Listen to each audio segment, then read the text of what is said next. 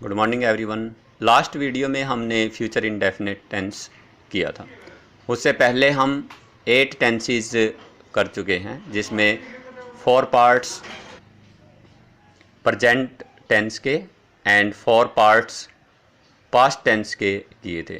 Today I would like to teach you our next tense, future continuous tense. Future continuous tense में हम ING form का use करते हैं, जैसा कि हमने प्रेजेंट कंटिन्यूस टेंस और पास्ट कंटिन्यूस टेंस में किया था। ओनली डिफरेंस क्या है, प्रेजेंट में हमने helping verb is am are का प्रयोग किया था और पास्ट में हमने हेल्पिंग वर्ब वॉज और वर का प्रयोग किया था। लेकिन फ्यूचर में हम विल या shall plus be plus verb की फर्स्ट फॉर्म के साथ आईएनजी का प्रयोग करेंगे।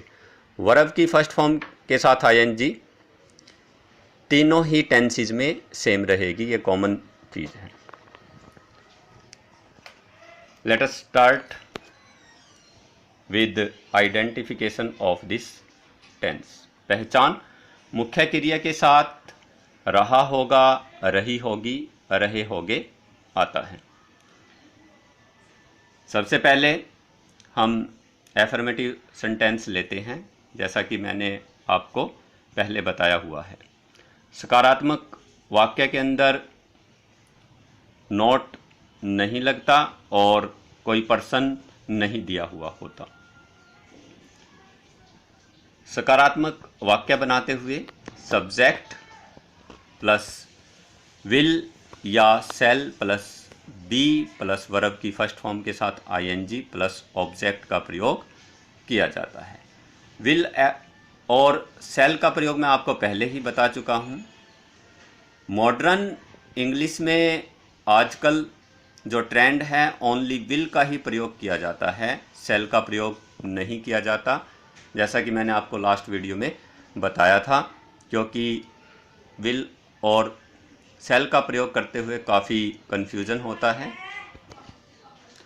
नॉर्मली हम आई और वी के साथ सेल का प्रयोग करते हैं और बाकी सभी के साथ वेदर इट इज़ सिंगुलर और प्लूरल, थर्ड पर्सन है या सेकंड पर्सन है, सभी के साथ हम विल का प्रयोग करते हैं। ग्रामेटिकल पॉइंट ऑफ व्यू से ऐसा रूल हम प्रयोग करते हैं। तो ग्रामेटिकल पॉइंट ऑफ व्यू से हम विल और सेल का प्रयोग करेंगे, लेकिन जो मॉडर्न ट्रेंड है उसमें ओनली विल का ही प्रयोग किया जाता है, चाहे वह फर्स्ट पर्सन हो या सेकंड पर्सन। सेंटेंस लेते हैं हम। रोहन फूल तोड़ रहा होगा। सबसे पहले हम सब्जेक्ट लेते हैं। Rohan will be. फूल तोड़ना के लिए हम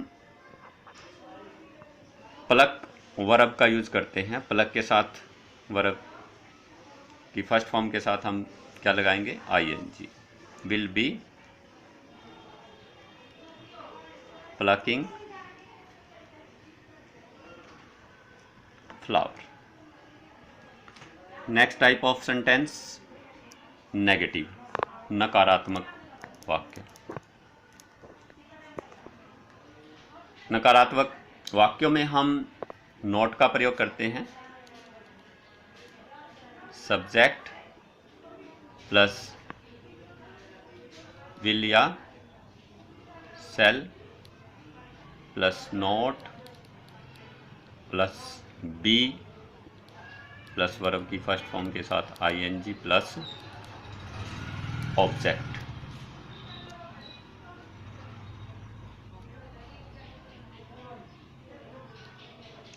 Rahul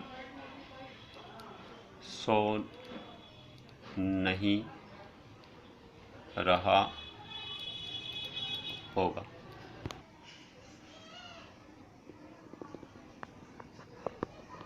Rahul will not be, सोना की वर्ब होता है स्लीप, आईएनजी फॉर्म लग जाएगा, स्लीपिंग। नेक्स्ट इंटेरोगेटिव,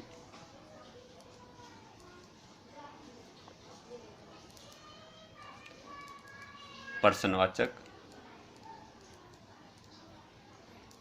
इंटेरोगेटिव के मैंने आपको दो पार्ट बताए हुए हैं।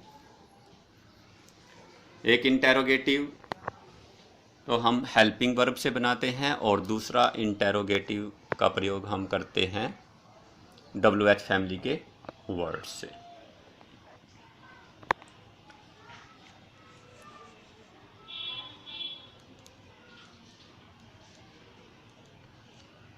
इसको हम ऑप्शन में ले लेते हैं। WH फैमिली का वर्ड अगर दिया भी हुआ है तो हम WH फैमिली के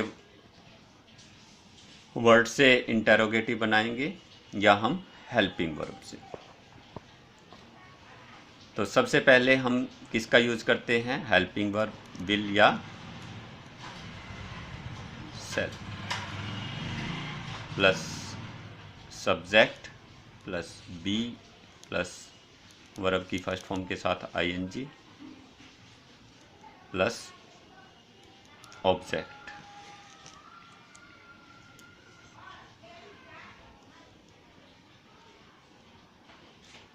राम खेल, क्या राम खेल रहा होगा, साइन ऑफ इंटेरोगेशन।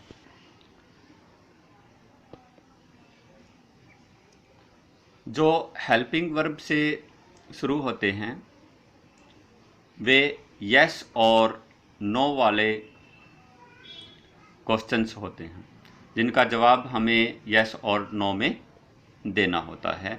क्या राम खेल रहा होगा, यदि राम खेल रहा है तो हम क्या आंसर देंगे उसका, यस राम खेल रहा होगा, और नहीं है तो नो। तो इनको यस और नो वाले कहा जाता है, जैसा कि मैंने आपको पहले भी बताया था।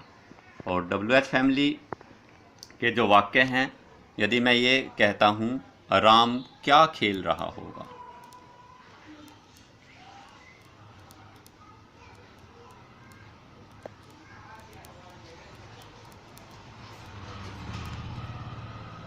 इसमें क्वेश्चन चेंज हो गया है। इसमें क्या पूछा गया है कि राम क्या खेल रहा होगा। यदि वह फुटबॉल खेल रहा है तो हम क्या आंसर देंगे कि राम फुटबॉल खेल रहा होगा। यदि वह क्रिकेट खेल रहा है तो हम क्या आंसर देंगे कि वह क्रिकेट खेल रहा होगा। या हॉकी खेल रहा है तो हम आंसर देंगे हॉकी खेल रहा है। तो इस सेंटेंस में तो हम WH फैमिली का यूज़ करेंगे और इस सेंटेंस में हम ओनली हेल्पिंग वर्ब का यूज़ करेंगे। तो क्या राम खेल रहा होगा, will Ram be playing, sign of interrogation. Ram क्या खेल रहा होगा, तो ओनली हमें WH फैमिली के वर्ड का ही यूज करना है, बाकी सेंटेंस वैसे का वैसा ही रहेगा। यदि पर्सन बीच में आ गया तो इसका मतलब क्या है, वो WH फैमिली से शुरू होगा। तो क्या की इंग्लिश होती है व्हाट, बाकी सेंटेंस ये सेम रहेगा, what will Ram be playing.